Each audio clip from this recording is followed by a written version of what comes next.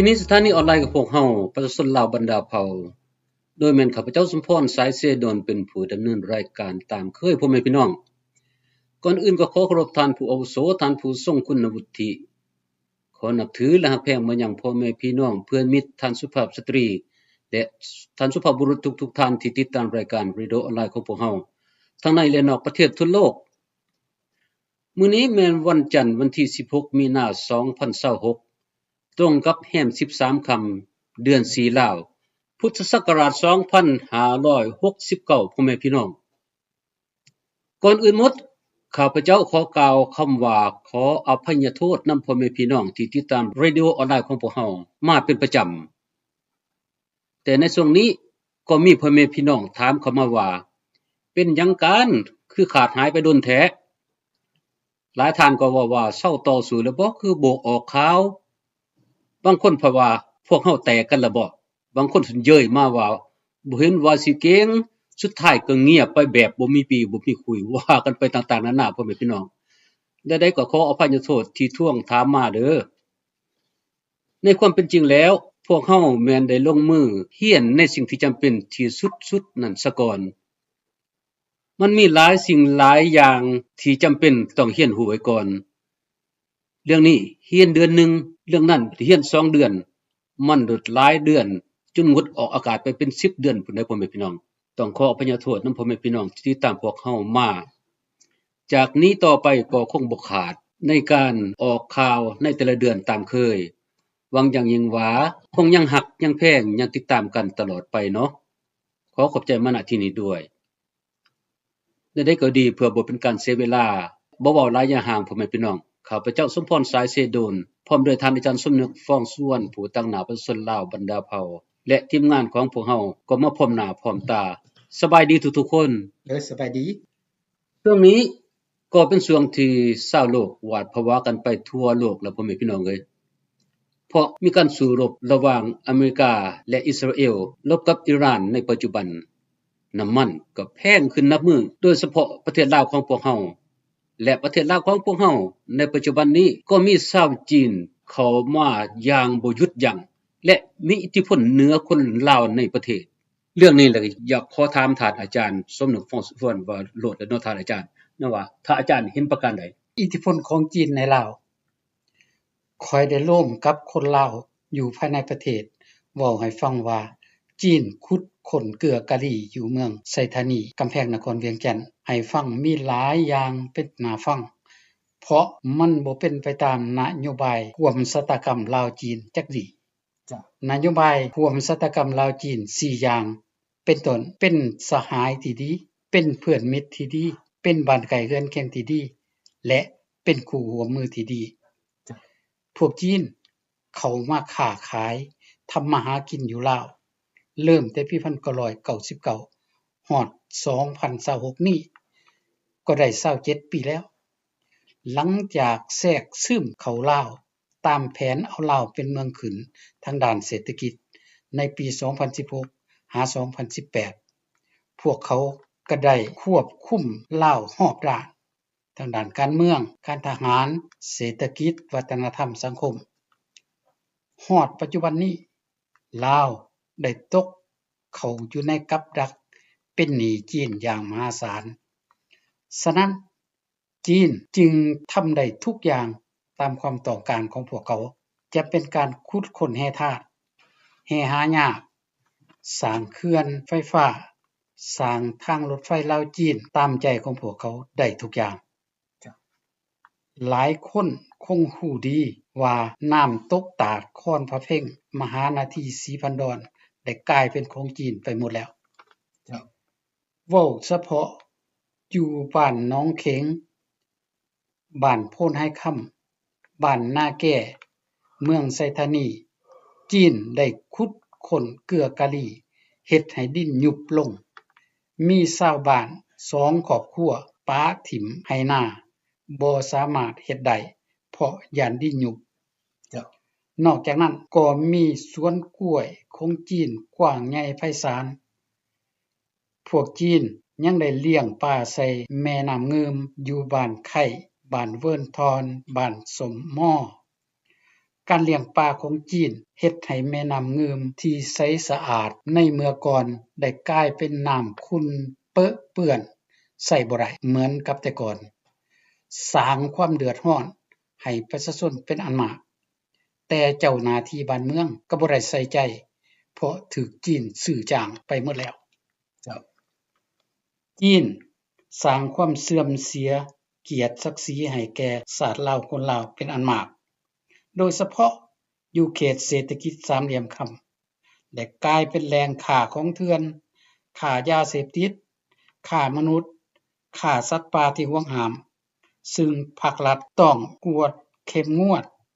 ให้สมกับท่านประธานประเทศจุมลีไสยสรได้ประกาศอยู่สาประชาชาติว่าลาวเป็นประเทศที่ปกครองกันโดยกฎหมาย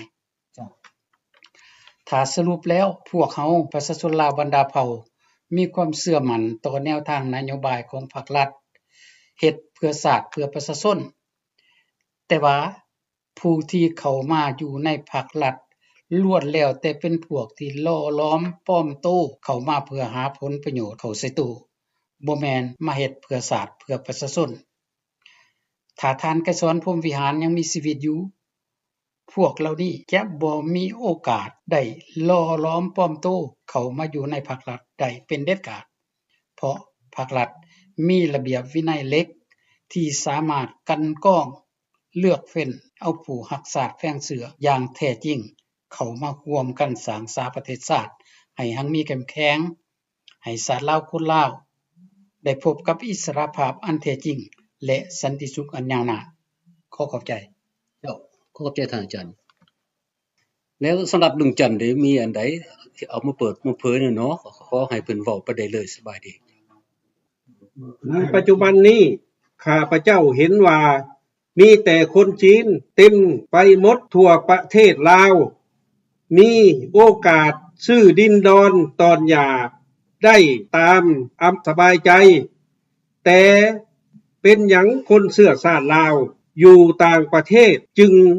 บ่มีสิทธิ์ซื้อดินได้คือพวกเขาหรือว่าจีนครอบคุมรัฐบาลลาวหมดแล้วบ่ขอขอบใจแล้วสำหรับลุงคงใจได้มีหยังอธิบายมาได้เลยตามสบายโอเคเห็นข่าวอยู่ใน YouTube ว่าลาวมีการเดือดร้อนขาดน้ำมันก็เพราะว่าลาวบ่มีเงินดอลลาร์ไปซื้อน้ำมันเมื่อซื้อน้ำมันก็ต้องใช้เงินดอลลาร์ฉะนั้นน้ำมันอยู่ในลาวจึงขึ้นราคาแล้วน้ำมันก็ขาดแคลนเมื่อน้ำมันขาดแคลนอาหารการกินเขาก็ขึ้นราคาขอบใจเจ้าเอาแล้วเนาะลุงเพิ่มยับเข้าไปใกล้ๆเอาตามสบายเลยคุณซึ่นในวันนี้ลุงก็จะได้เว้าถึงชาวต่างชาติเข้ามาสัมปทานอยู่ในลาวมันก็เป็นการดีอยู่ดอกถ้าว่าชาวต่างชาติปฏิบัติตามกฎหมายลาวแต่ตามลุงลงพื้นฐานทั่วประเทศไปทางใดก็มีแต่คนจีนสำบ่พอมันยังมีอำนาจกว่าประชาชนลาวผู้ที่เป็นเจ้าของประเทศหรือว่าผู้นำเฮาเอาสิทธิ์ให้จีนเป็นเจ้าของประเทศเฮาแล้วบ่ประชาชนลาวเป็นแค่ผู้อาศัยเท่านั้นบ่จึงมีเหตุการณ์เกิดขึ้นอยู่ห้วยวังเทาเมืองสนามไซแขวงอัตตปือในเดือน3วันที่8 2026จีนได้ไล่ตีประชาชนลาวให้หนีจากดินตัวเองจนมีคลิปออก YouTube แสดงว่าจีนทำหยังก็ได้บ่ประชาชนลาวได้แต่ห้องไห้แต่ก็บ่มีเจ้าหน้าที่แขนงใดเข้าช่วยเหลือเลยนี่บ่คำเว้าของกฎหมายรัฐธรรมนูญอยู่ในมาตราที่2ว่าอำนาจทั้งหมดเป็นของประชาชนโดยประชาชนเพื่อผลประโยชน์ของประชาชนและมาตรา3ว่าสิทธิ์เป็นเจ้าของประเทศของประชาชนลาวบรรดาเผ่าซึ่งมีพรรคประชาชนปฏิวัติลาวเป็นแกนนำถ้าอิงตามนี้ประชาชนลาวควรมีสิทธิ์ในแผ่นดินของตัวเองบ่แม่นจีนฉะนั้น ถ้าท่านใดว่าจีนมีสิทธิ์ให้ไปอ่านรัฐธรรมนูญมาตรา6แล้วเว้าให้ลุงฟังแหน่พร้อมกันนั้นให้ไปอ่านมาตรา11ลุงมีความเว้าเท่านี้ขอขอบใจเจ้าขอขอบใจลุงเพิ่มโอเคในส่วนสุดท้ายนี้ท่านอาจารย์มีหยังที่อยากฝากถึงรัฐบาลและเพื่อนร่วมชาติก็ขอเชิญท่านอาจารย์ข้าพเจ้าขอฝากถึงท่านสอนชัยศรีพันดรนายกรัฐมนตรีตั้งหน้ารัฐบาลดังต่อไปนี้ขอให้ท่านประธานประเทศท่านนายกรัฐมนตรีและท่านประธานสภาจงได้พิจารณาทบทวนคืนใหม่ถึงข่าวแล้วที่ลาว2ฝ่ายต้องหันหน้าเข้ามาช่วยกันสร้างสาพัฒนาประเทศชาติให้หังมีเข้มแข็งเพื่อให้ชีวิตการเป็นอยู่ของประชาชนลาวดีขึ้นลูกหลานให้ได้เข้าโรงเรียนและมีเวียกเฮ็ดงานทำเวลาเจ็บเป็นก็ให้ได้ปิ่นปัวโดยบ่ได้เสียค่าใดๆทั้งสิ้นพร้อมเดียวกันนี้ก็ขอฝากถึงเพื่อนร่วมชาติคนลาวทั้งในและนอกประเทศจงมีความสามัคคีช่วยเหลือซึ่งกันและกันบ่มีผู้ใดดอกจะรักชาติลาวคนลาวหลายกว่าคนลาวของพวกเฮารักกันขอขอบใจเจ้า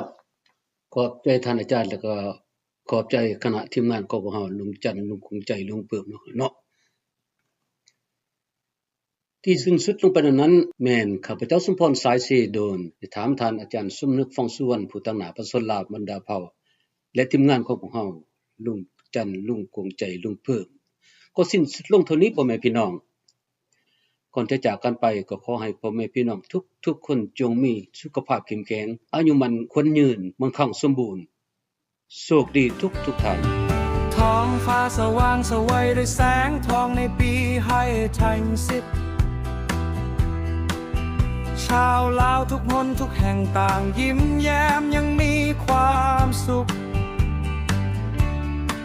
ชัยชนะอันยิ่งใหญ่ของพรรคเสรีประชาธิปไตยลาวนำโดยอาจารย์สมนึกพองสุวรรณผู้มีอุดมการณ์อันแข็งแกร่งเพื่อชาติลาวของเรา